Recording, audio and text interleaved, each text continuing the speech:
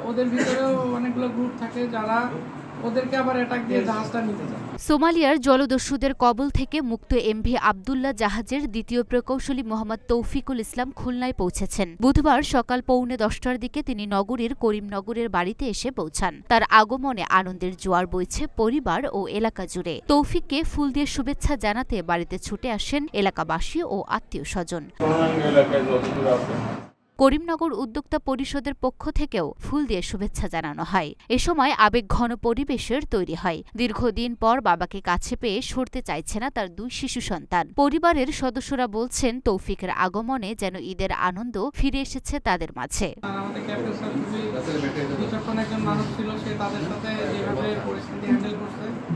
আমরা তার প্রতিও শুকরিয়া আদায় করতেছি যে তার বিচক্ষণতার কারণে আমাদের যে 23 জন আমরা টোটাল ছিলাম এই 23 জন অক্ষতভাবে আসতে পারছি।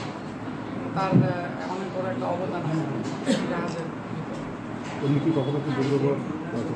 দুর্ব্যবহার আসলে ওরকমভাবে করে না, সিচুয়েশনে পড়ে দুর্ব্যবহার করছে, কিন্তু শারীরিক কোনো টর্চার করে না।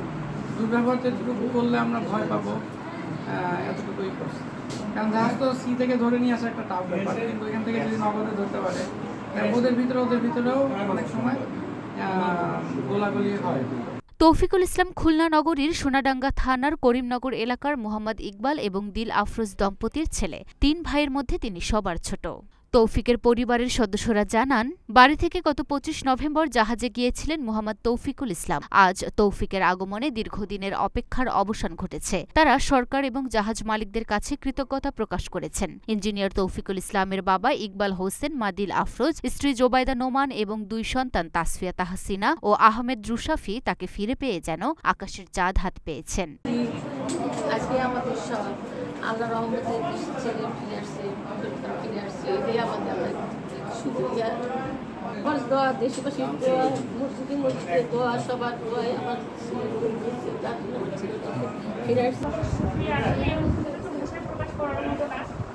আর আসলে বিশ্বময় দিনগুলো চলে গেছে, আর ওগুলো মনেও করতে চাই না।